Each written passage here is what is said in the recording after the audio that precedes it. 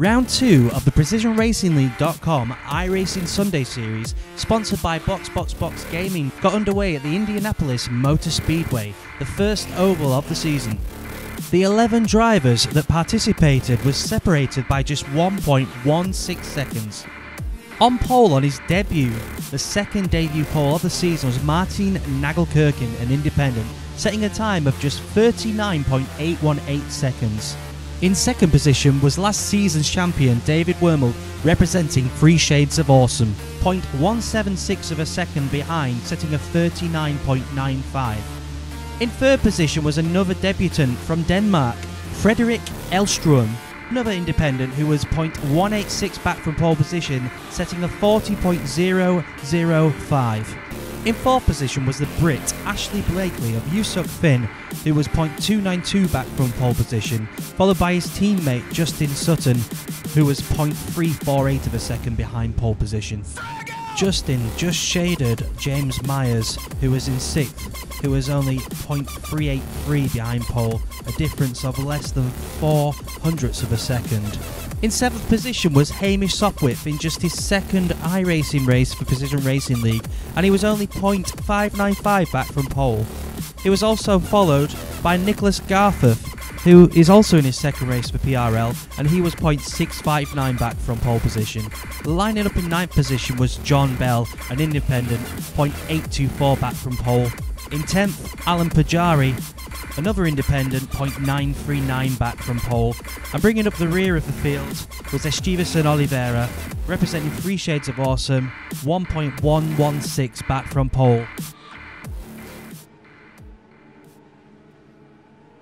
Martin had a great getaway after the safety car pulled in and already had a significant gap to David by turn 1. Meanwhile, Ashley and Frederik were fighting over 3rd and 4th, with Ashley having a few blinking issues.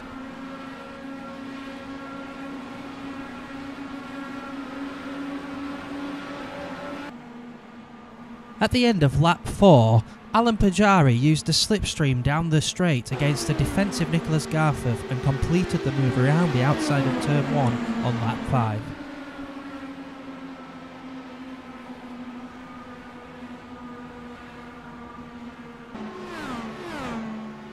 At the end of lap 6, Alan pulled a great slipstream move down the main straight to pass Hamish, taking the inside line at turn 1 to complete the pass.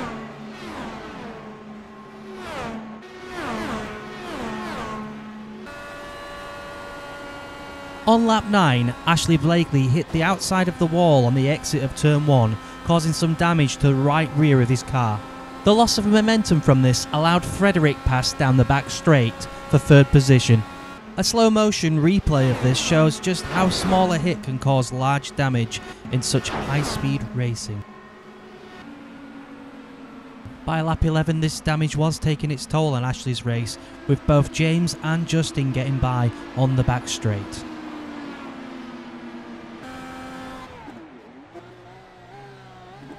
It was clear to Ashley by this point that the damage was having a significant impact on his pace, and he had to pit. By the time Ashley left the pits, he was a lap down.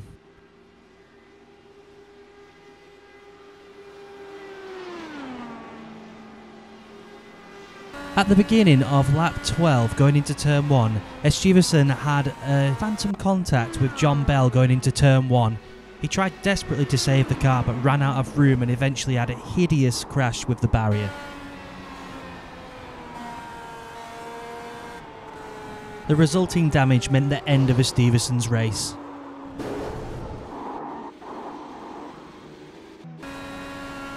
At the end of lap 12 coming into turn 4, Nicholas took too much curb and had to get out of the gas. The subsequent loss of pace meant John Bell got by him on the main straight.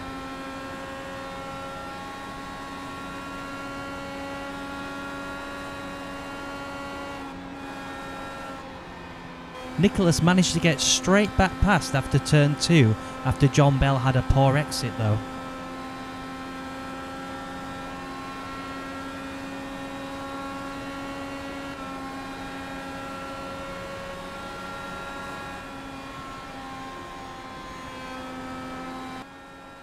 Replay showed that John Bell got a little bit out of shape with the rear of his car entering turn 2 and had to lift significantly.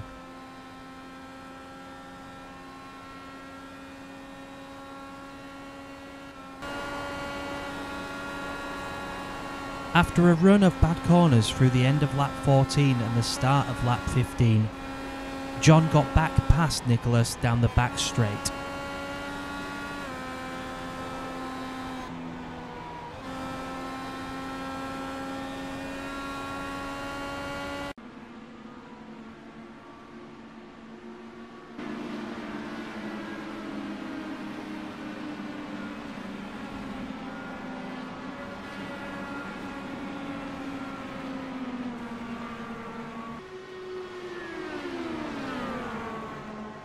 On lap 19, Alan Pajari got past Justin Sutton down the back straight with a standard slipstreaming move.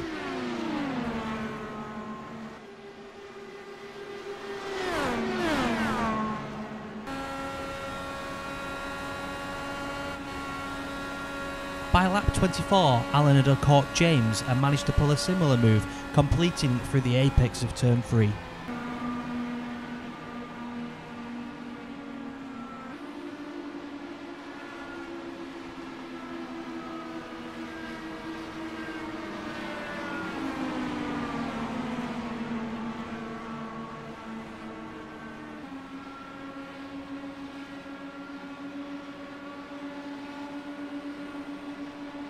On lap 27, Justin had caught James and tried a similar move, but this time James managed to hold on around the outside of turn 3.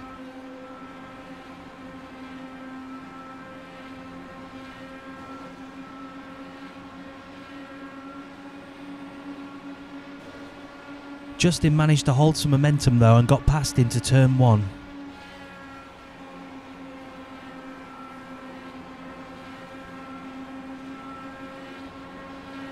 At the end of lap 30, and with a little bit of damage to his car, Nicholas understeered into the wall, lost control of his car and hit the pit wall, bringing out the first and only caution of the race.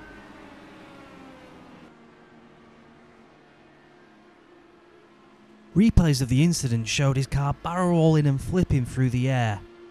This huge impact did of course cause significant damage and Nicholas's retirement.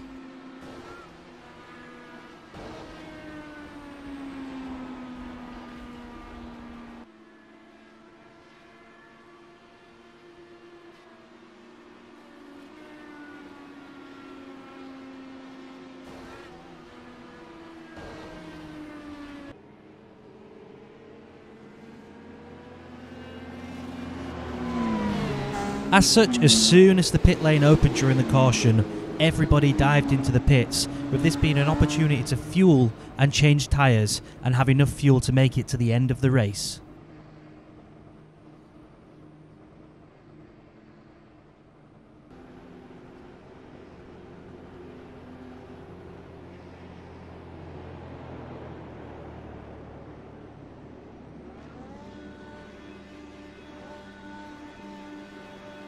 David managed to jump Martin in the pit stops and took the lead of the race during the safety car.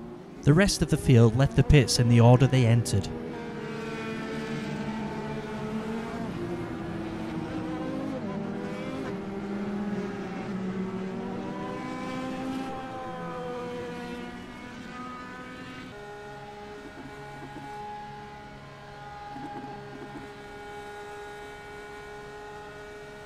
At the end of lap 33, David Wormolds got the race underway again and had a great start.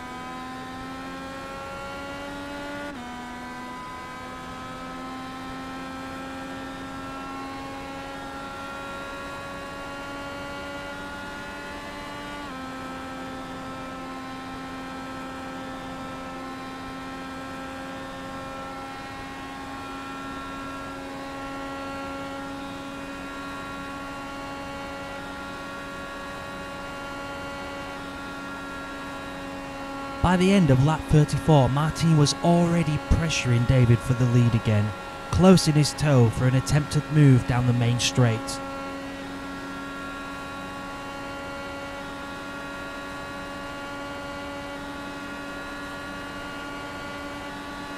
David went defensive and managed to hold his line through turn 1 and 2, leaving Martin still behind in second place and attempting a slipstream again down the back straight in lap 35.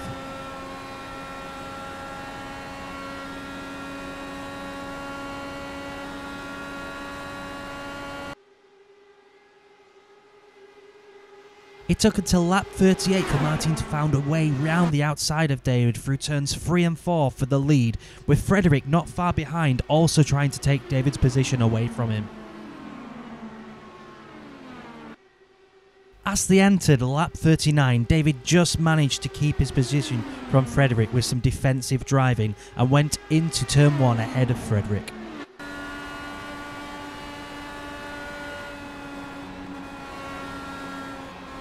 This replay showing just how close they got down the front straight.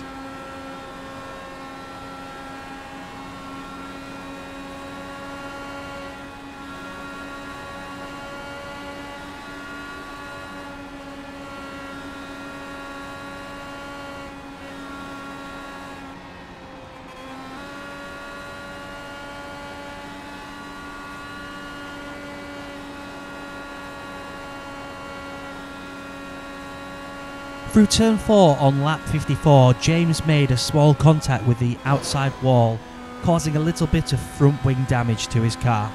This unsettled his car through turn 1 on lap 55 and James had to fight to keep his car under control. James had now clearly lost confidence in the handling of his car and was starting to slow a little.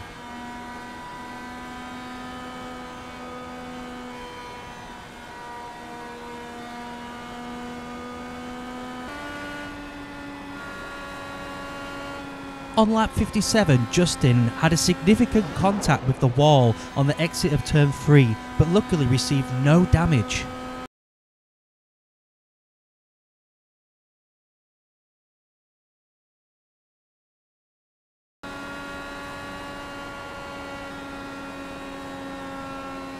And so on lap 60 of the race, after a dominant performance, Martin crossed the line to win his first race for PRL.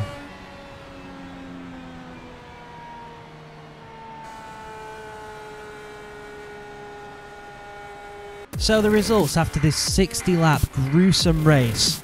Martin Nakakelkin finished the race in first position with a race time of 44 minutes, 55 seconds, .092. Behind him in second position, despite his attempts to win the race, was David Wormold, 8.25 seconds behind the leader.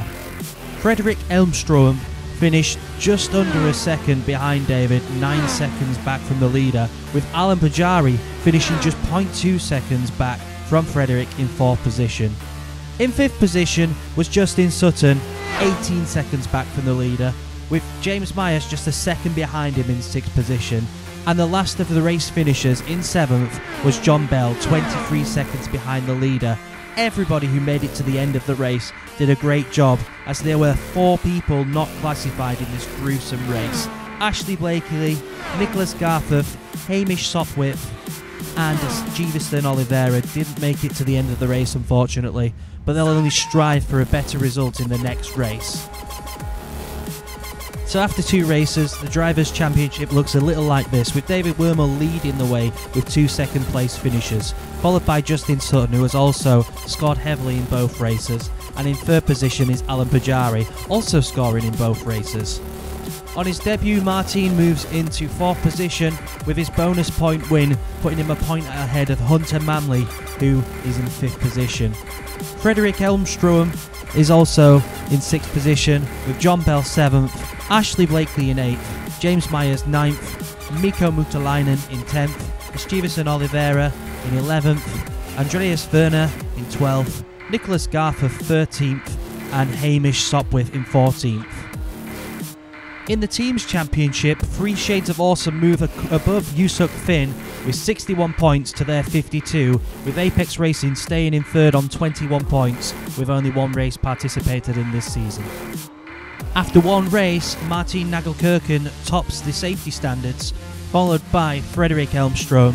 In 3rd position is Justin Sutton, 4th Alan Pajari, 5th Hunter Manley, 6th Mikko Mutalainen, 7th David Wormold, 8th Andreas Werner, 9th Ashley Blakely, 10th James Myers, 11th Esteveson Oliveira, 12th John Bell, 13th Hamish Sopwith, and 14th Nicholas Garforth. And so there was only one more thing left to do on the track. After such an amazingly disciplined race from everybody, we had a wreckfest in traditional PRL fashion. Enjoy.